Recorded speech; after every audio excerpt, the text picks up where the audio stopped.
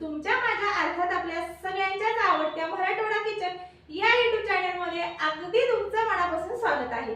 कसे आहात? मजेत ना? मजेत असायलाच हवं। नवीन वर्षामध्ये खूप सगळे असे हेल्दी पदार्थ खा आणि स्वस्थ राहा। सगळ्यात अगोदर तुम्हाला मराठवाडा किचन कडून सगळ्या अशा आपल्या गोड ताईंना आणि YouTube फॅमिलीला नवीन वर्षाच्या तिळगुळासारख्या गोड गोड अशा शुभेच्छा।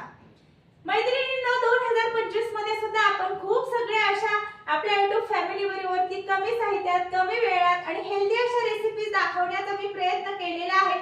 त्या रेसिपीज तुम्ही घरी बनवून खूप छान छान अशा कमेंट सुद्धा केलेल्या आहेत। त्याच पद्धतीने आपण 2026 मध्ये सुद्धा खूप सगळ्या अशा कमी साहित्यात कमी वेळात आणि हेल्दी रेसिपी दाखवण्याचा नेहमीच आपला प्रयत्न असणार आहे। तुम्ही जर नवीन असाल, आपल्या चॅनलला आणखी सबस्क्राइब केलेले नसेल ना, तर सगळ्यात अगोदर सबस्क्राइब करा, बेल आयकॉन प्रेस करा, म्हणजे तुमच्यापर्यंत आपल्या मराठवाडा किचन मध्ये ज्या रोज नवीन नवीन आणि हेल्दी अशा रेसिपीज पोहोचवण्याचा आपला प्रयत्न असेल आणि तुम्ही घरी बसून या सगळ्या रेसिपीज पाहू शकताय। मैत्रिणींनो, किचन हे मी नेहमी सांगत असते प्रयोगशाळा असते। कला, साहित्य आणि त्या गृहिणीचे अपार कष्ट असतात आणि त्या सगळ्यांचा मिळून जो संगम होतो ना, तर एका तो छानशा पदार्थामध्ये होतो। किचन मध्ये रोज एका साहित्यापासून वेगळ्या वेगळ्या पदार्थांचे शोध लावले जातात।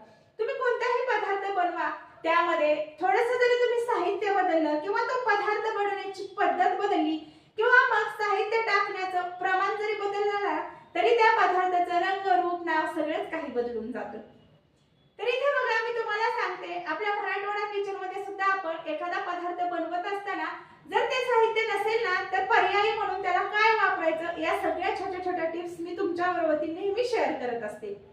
आपल्या मराठवाडा किचन मधल्या रेसिपीज तुम्हाला पाहायला कशा वाटतात किंवा आता येणाऱ्या नवीन वर्षामध्ये आपल्या मराठवाडा किचन मध्ये तुम्हाला कोणत्या रेसिपीज पाहायला आवडतील ते सुद्धा तुम्ही मला शेअर करू शकताय। मराठवाडा किचन मध्ये आपण सकाळच्या नाश्त्यापासून ते संध्याकाळच्या जेवणापर्यंत अगदी कमी वेळात बनणारे खूप सगळे असे हेल्दी पदार्थ दाखवत असतो। एकदा मी तुम्हाला मराठवाडा किचन कडून खूप सगळ्या अशा गोड शुभेच्छा देते आणि भेटू आपण